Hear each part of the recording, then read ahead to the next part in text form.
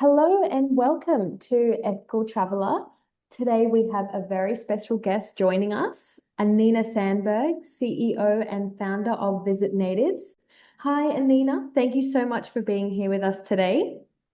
Thank you. I'm very excited and thank you for inviting me for this nice chat for this morning. So, in today's conversation, we will be talking about a very important topic that Anniina has very courageously brought to light through her work with Indigenous people and communities in relation to ethical tourism and the current era of social media. But before we begin, for those unfamiliar, Anniina, could you please share a little bit about yourself and the work that you do at Visit Natives? Sure. So, yeah, my name is Anniina Sandberg, and I'm a cultural anthropologist, and also I graduated in African Studies from the University of Helsinki.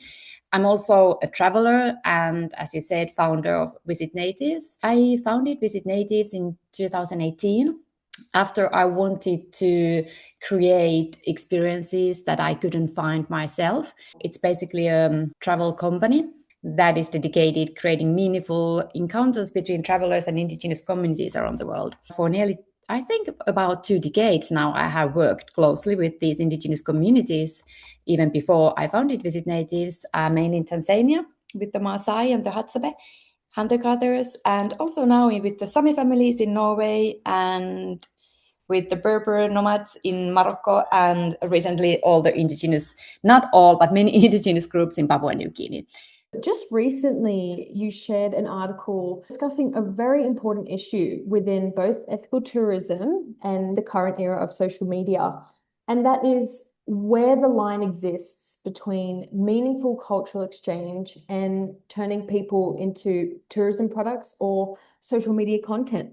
What prompted you to speak so openly about this? When we talk about like sustainable tourism, we have focused on environmental issues, social issues, like what is the impact of traveling, but we rarely talk about impact of social media, even though we used all the time social media and it's a so big part of travel and tourism, but we don't have anything that on how we manage, what we call sustainable, what we call ethical. I've seen that Indigenous people are very vulnerable, and then the people come and they can misuse the experience just to create amazing for them content for social media that is just about getting clicks or generate views and engagement for the people or influencers. So that was the reason that I started to think we need to talk about it more openly. In your article, more specifically, you talked about the difference between a quick tourism stop built around, pure convenience and a slower relationship-based encounter. If you don't mind just sharing a little bit more about that and in your experience, what meaningful cultural exchange actually looks like. I decided that all our experiences need to be overnight. We don't do day trips. We do only overnight experiences where you stay with the hosting Indigenous family or community. You share all those everyday things, and then it can create more meaningful experience, because on a day trip that is more like touristic thing. You come somewhere, you have a few hours, then you leave, and then it's very superficial. So I always think, whom can I invite in my house to sleep over? I think it's very human experience. I always say, like, if you imagine your life and you have somebody to come over to sleep over in your house, it's not a random person. I think it's very educating also for everybody to, come to somebody's house, stay longer and learn. So I think it's the difference, because we don't have any programs, we don't have itineraries, because everything happens on the everyday life rhythm. But in everyday life, in these communities, every day is different when it's authentic. So people will be very busy, but what they're going to do, we don't know exactly. I really loved how you used that house analogy because that really does speak to the relationship-based encounters and what is authentic and but what is meaningful. What concerns you most about the way that some creators are portraying Indigenous cultures online? I have stayed, for example, with the Hadzabe hunter-gatherers. I've been visiting them over than a decade. And then recently I posted some of my experiences with them. Some people start to use them as entertainment or, put some shocking value when they are thinking about how can I make this to get more engagement on social media. So my worry is that it creates stereotypes. They are portrayed as shocking or entertaining or funny, or it's very worrying because it's totally opposite of what we are trying to do with these Indigenous encounters. Absolutely. And even just online, you see just one snippet. That's where the stereotypes are really perpetuated, and it can definitely do more harm than good. And I guess that brings us on to the notion of consent. And I think that nowadays it's very skewed what consent is and what it means. I think it's something that people say they know, and it's something that's often discussed, but it's not always deeply understood, especially in the travel and tourism industry. What does respectful and informed consent look like in the Indigenous tourism setting, particularly in the age of ubiquitous cameras and content creation? Taking pictures for your own use is always, we say, you don't need to ask permission, because when you do travel, when you go to visiting people, everybody takes pictures. But if you're going to sell the pictures, if you're an influencer and you are getting benefits, then you need to ask for consent. In our work, when we work with photographers, you have to have a consent if you photograph people. And I think this is something that it's based on ethical photographing anyway. But there is a thing that we work with the vulnerable Indigenous communities. Most of them don't use social media. Most of them don't write, don't know how to read. So consent, it's not even a piece of paper. Consent cannot be even a written agreement when the community don't know their rights. We have to put in the cultural context. It's even more scary for them, to sign something that they don't understand. And on the other hand, also when we talk about consent, it's like traveler goes there and then they want to make photos and they explain for them, but the stay is not compensated fairly. You always have to think about how the experience is planned. And when it's planned in an ethical way, sustainable way, where both parties know their responsibilities, and when they are informed in a way that both parties understand, then it's a fair consent. Absolutely. How do you think the travel industry and tourism experiences involving Indigenous communities can better protect dignity, autonomy, and ensure genuine community benefit? It's a big topic and very important topic. And one very important thing is to educate the travel companies who are doing this kind of experiences. And I think everybody should understand what is a sustainable Indigenous tourism. It means that it's Indigenous led. So it's like Indigenous people themselves are in charge of these experiences. Even though if it's led by the Indigenous community themselves, they need to know also their rights, the right prices, everything about the running the experience in a way that it benefits them. And there's a problem that, for example, some Indigenous communities take anybody there to visit just because they are facing a lot of challenges, maintain the land, the culture. So if they get some extra money, some people are very open to any kind of tourism just to get some extra cash because the life has come so much in struggle. So there should be some code of conduct, something to protect their rights. The company's responsibility should always be educate their travelers. Also the price. So we say if the price is very low and the experience is very shallow, it's not really helping the Indigenous communities. So our prices are higher also because when you do these experiences sustainable and also like ethical way, you need to compensate a lot of people. In Indigenous communities, there are a lot of people. It's a social, social environment, even if just one person comes to visit the village. Could you tell me a little bit more about, through your work, Visit Natives, how it benefits the communities that you are visiting? Yeah, so basically, we don't work with communities that don't want us.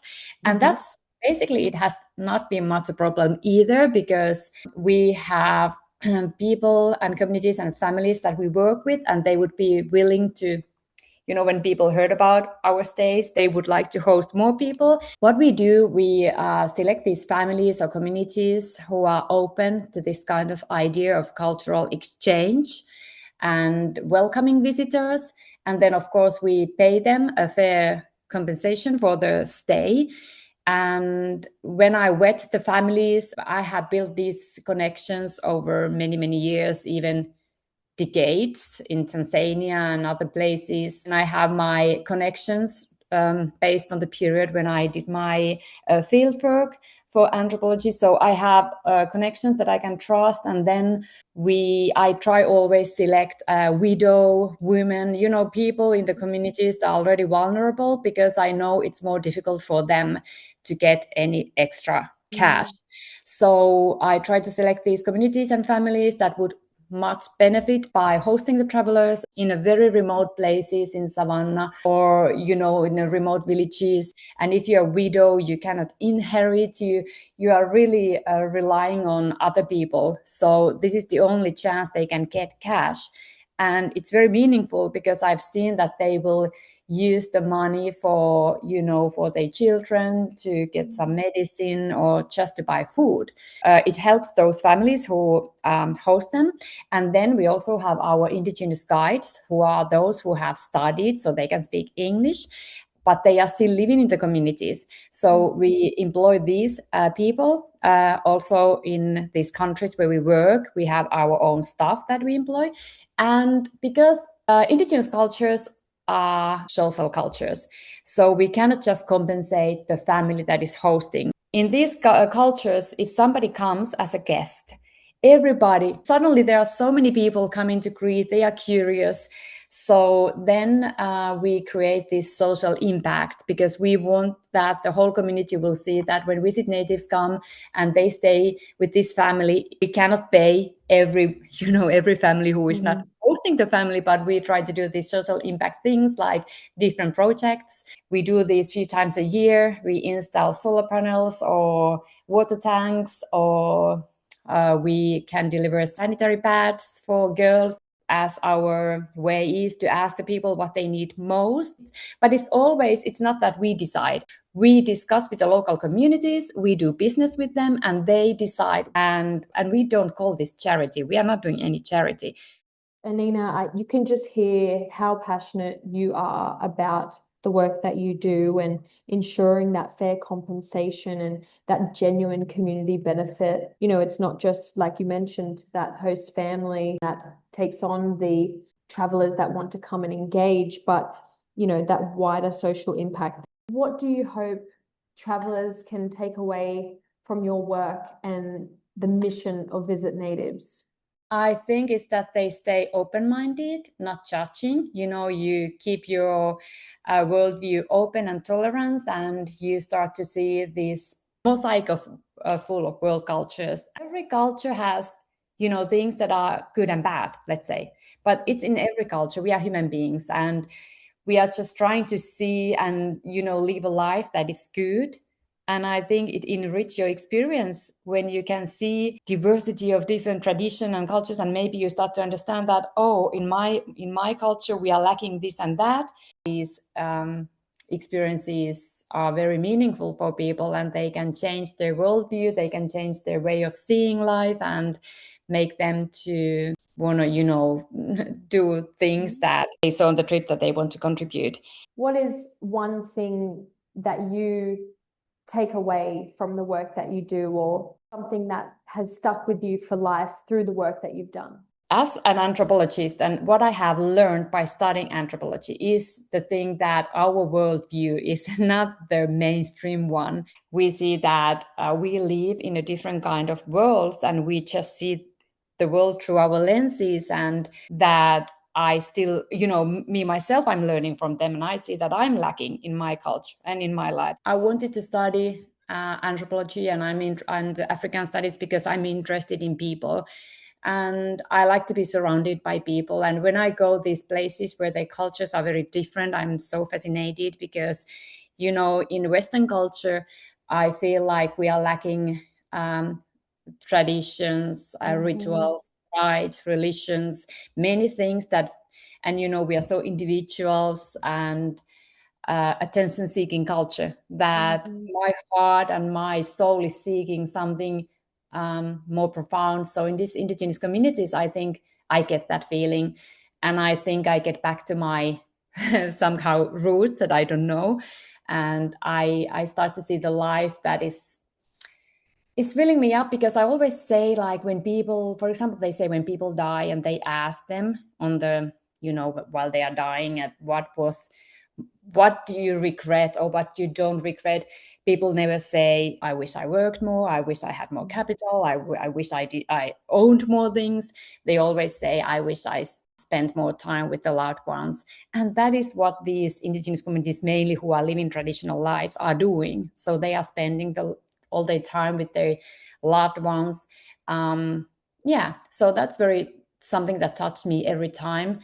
And spending times with people, it's very human. It's always touched my heart to be able to eat with people, sleep in the same room, doing the things that we are humans. And I think going to 5-star hotel anywhere in the world is pretty much the same. It's very luxurious, but you always get the same kind of experience. But when you go to live people's lives, I mean, you go to migrate with the Sami family in Norway, or you are invited in a remote village in Papua New Guinea, it's something that you cannot get on a booking.com. You know what I mean? Even after many, many years, it's still exciting. New experience, new people, and the base of the core humanity is just to spend time with each other. I would say it's about cultural exchange.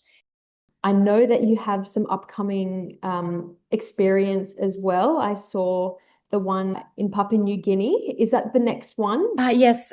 So in Visit Natives, you can always have like independent travel. So we all the time people go to Tanzania, Norway, but only in Papua New Guinea we host small group trips. So it's our next group trip that we now do once a year into Papua New Guinea Highland. Thank you so much for coming on here today with us, Anniina. The work that you do is truly inspiring and really great. We appreciate your wisdom and your guidance and your experiences.